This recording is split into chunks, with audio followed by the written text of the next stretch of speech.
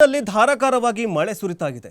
ಬೆಂಗಳೂರು ಅಷ್ಟೇ ಅಲ್ಲ, ಇಡೀ ರಾಜ್ಯಾದ್ಯಂತ ಮುಂಗಾರು ಪೂರ್ವ ಮಳೆ ಭಾರೀ ಪ್ರಮಾಣದಲ್ಲಿ ನಷ್ಟವನ್ನು ಕೂಡ ಏನಂತಂದ್ರೆ ಮಾಡ್ತಾ ಇದೆ. ಈಗಾಗಲೇ 3 ದಿನಗಳ ಕಾಲ, ಮುಂದಿನ 3 ದಿನಗಳ ಕಾಲ ಭಾರೀ ಪ್ರಮಾಣದಲ್ಲಿ ಮಳೆಯಾಗುವ ಸಾಧ್ಯತೆ ಇರೋದ್ರಿಂದಾಗಿ ಕಳೆದ ರಾತ್ರಿಯಿಂದ ಸುರಿತಾ ಇರುವಂತಹ ಧಾರಾಕಾರ ಮಳೆಗೆ ಬೆಂಗಳೂರು ಅಕ್ಷರಶಃ ತತ್ತರಿಸಿ ಹೋಗಿದೆ. ಈಗಾಗಲೇ ಮುಂದಿನ 3 ದಿನಗಳವರೆಗೆ 14 ಜಿಲ್ಲೆಗಳಲ್ಲಿ ಭಾರೀ ಪ್ರಮಾಣದಲ್ಲಿ ಮಳೆಯಾಗುವ ಸಾಧ್ಯತೆ ಇರೋದ್ರಿಂದಾಗಿ ಆರೆಂಜ್ ಅಲರ್ಟ್ ಘೋಷಣೆ ಮಾಡಲಾಗಿದೆ. ರಾಜ್ಯದಲ್ಲಿ ಮುಂದಿನ 3 ದಿನಗಳ ಕಾಲ ಭಾರೀ ಪ್ರಮಾಣದಲ್ಲಿ ಮಳೆಯಾಗುವ ಸಾಧ್ಯತೆ ಇರೋದ್ರಿಂದಾಗಿ 14 ಜಿಲ್ಲೆಗಳಿಗೆ ಆರೆಂಜ್ ಅಲರ್ಟ್ ಘೋಷಣೆ ಮಾಡಲಾಗಿದೆ. ಕಳೆದೊಂದು ವಾರದಲ್ಲಿ ರಾಜ್ಯದಲ್ಲಿ ಉತ್ತಮ ಮಳೆಯಾಗ್ತಾಗಿದ್ದು, ಇನ್ನು 1 ವಾರ ರಾಜ್ಯದಲ್ಲಿ ಮಳೆ ಮುಂದುವರಿಯಲಿದೆ ಅಂತ ಹೇಳಲಾಗಿದೆ. ನಿನ್ನೆಯಷ್ಟೇ ಧಾರಾಕಾರವಾಗಿ ಮಳೆ ಸುರಿದ ಪರಿಣಾಮವಾಗಿ ಬೆಂಗಳೂರಿನ ಪ್ರಮುಖ ರಸ್ತೆಗಳು ಈಗ ಏನಂತಂದ್ರೆ ಜಲಾವೃತಗೊಂಡಿದ್ವು. Majestic, KR Market, Jayanagar, Vijayanagar, Chandra Layout, Rajajinagar, RT Nagar, Hebbal ಸೇರಿದಂತೆ ಕೋರಮಂಗಲ, ಕಾಮಾಕ್ಷಿಪಾಳ್ಯ, ಸುಂಕದಕಟ್ಟೆ, ನಾಗರಬಾವಿ, ಯಶವಂತಪುರ, ಪಿಣ್ಯ, ಬೊಮ್ಮನಹಳ್ಳಿ ಜೊತೆಗೆ ನಾಯಣ್ಣನಹಳ್ಳಿ ಕೆಲವೊಂದಿಷ್ಟು ಪ್ರಮುಖ ನಗರಗಳಲ್ಲಿ ಧಾರಾಕಾರವಾಗಿ ಮಳೆ ಸುರಿದ ಪರಿಣಾಮವಾಗಿ ಜನಜೀವನ ಸಂಪೂರ್ಣವಾಗಿ ಅಸ್ತವ್ಯಸ್ತಗೊಂಡಿದೆ. ಬೆಂಗಳೂರಿಗೆ ಅಲರ್ಟ್ ಅನ್ನು ಕೂಡ ಘೋಷಣೆ ಮಾಡಲಾಗಿದೆ. ಮುಂದಿನ 3 ದಿನಗಳ ಕಾಲ ಇನ್ನೂ ಮಳೆ ಸುರಿಯುವ ಸಾಧ್ಯತೆ ಇದೆ ಅಂತ ಹವಾಮಾನ ಇಲಾಖೆ ಈಗಾಗಲೇ ಎಚ್ಚರಿಕೆಯನ್ನು ನೀಡಿದೆ.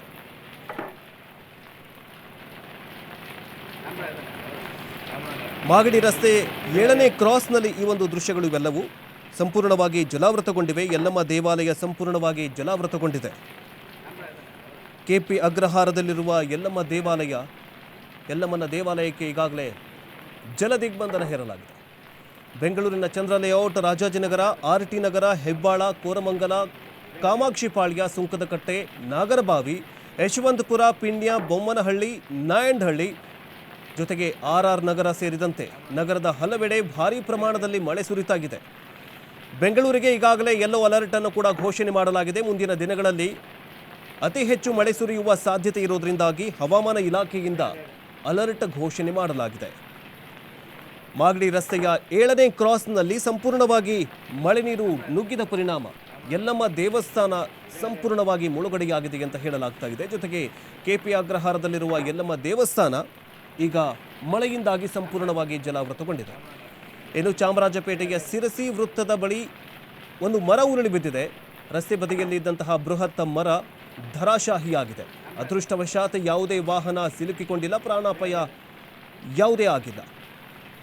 ಇನ್ನು ರಾಜಧಾನಿ ಜನರ ನಿದ್ದೆ ಹಾಳು ಮಾಡಿದೆ ಈ ಒಂದು ಮುಂಗಾರು ಪೂರ್ವ ಮಳೆ. ಅಡುಗೋಡೆಯಲ್ಲಿ ಮನೆಗಳಿಗೆ ನೀರು ನುಗ್ಗಿದ ಪರಿಣಾಮ ಜನರು ರಾತ್ರಿ ಇಡೀ ಮಳೆ ನೀರನ್ನು ಹೊರಗಡೆ ಹಾಕುವಂತಹ ಪರಿಸ್ಥಿತಿ ನಿರ್ಮಾಣವಾಗಿತ್ತು. ಜೊತೆಗೆ ಮನೆಯಲ್ಲಿದ್ದಂತಹ ಸಾಮಗ್ರಿಗಳು ನೀರು ಪಾಲಾಗಿವೆ. ಮಳೆಯಿಂದಾಗಿ ನೀರು ಹೊರಹಾಕೋದಕ್ಕೆ ಜನ ಪರದಾಡ್ತಾ ಅಡುಗೋಡೆಯಲ್ಲಿ ನಡೆದಂತಹ ಈ ದೃಶ್ಯಗಳು.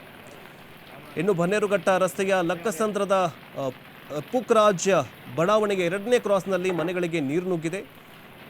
ನೀರಿನ ರಾತ್ರಿ ಇಡೀ ಸುರಿದಂತಹ ಭಾರೀ ಪ್ರಮಾಣದ ಮಳೆಗೆ ಜನ ತತ್ತರಿಸಿ ಹೋಗಿದ್ದಾರೆ.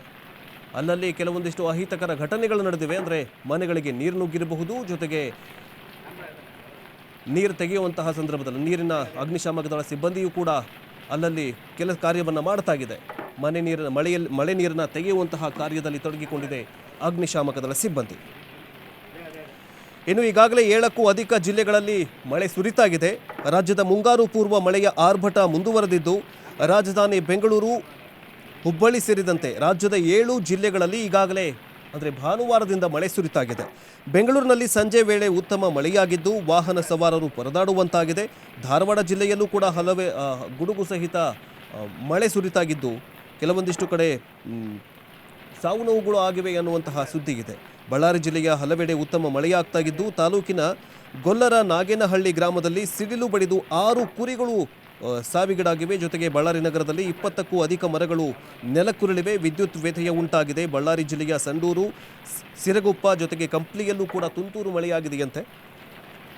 ಇದು ಬೆಂಗಳೂರು ಕಡೆ ಬರೋದಾದರೆ ಬೆಂಗಳೂರಿನಲ್ಲಿ ಕಳೆದ ರಾತ್ರಿಯಿಂದ ಧಾರಾಕಾರವಾಗಿ ಮಳೆ ಸುರಿತಾಗಿದೆ.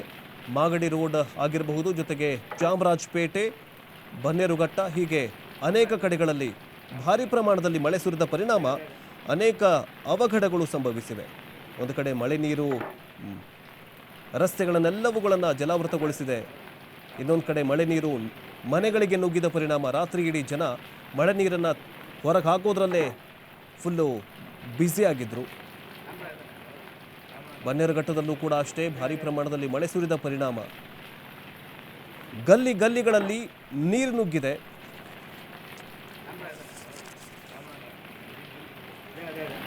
ಇನ್ನು ರಾಜಧಾನಿಯ ಕೆಲವೊಂದಿಷ್ಟು ಕಡೆಗಳಲ್ಲಿ ಭಾರೀ ಪ್ರಮಾಣದಲ್ಲಿ ಮಳೆ ಸುರಿತಾ ಇರೋದ್ರಿಂದಾಗಿ ಜನ ಟ್ರ್ಯಾಕ್ಟರ್ಗಳನ್ನು ಬಳಸಿಕೊಂಡು ಜೀವ ಉಳಿಸ್ಕೊಳ್ಳೋದಕ್ಕೆ ಕೆಲವೊಂದಿಷ್ಟು ಲೇಔಟ್ಗಳಿದ್ದಾವೆ.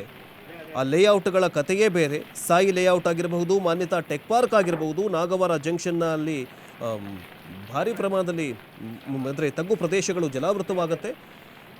ಈಗ ಬೆಳಗಾಗಿರೋದ್ರಿಂದಾಗಿ ಅಲ್ಲೇನೇನು ಸಂಭವಿಸಿದೆ ಅನ್ನೋದನ್ನು ಅಧಿಕಾರಿಗಳು ಹೋಗಿ ಕಾರ್ಯಾಚರಣೆಯನ್ನು ಮಾಡಬೇಕು. ಯಾಕಂತಂದರೆ ಮೊನ್ನೆ ಅಷ್ಟೇ ಮಾನ್ಯತಾ ಟೆಕ್ ಪಾರ್ಕ್ನಲ್ಲಿ ದೊಡ್ಡ ಏನಂದರೆ ಜಲವ್ಯೂಹವೇ ಸೃಷ್ಟಿಯಾಗಿತ್ತು ಮಾನ್ಯತಾ ಟೆಕ್ ಪಾರ್ಕ್ನಲ್ಲಿ.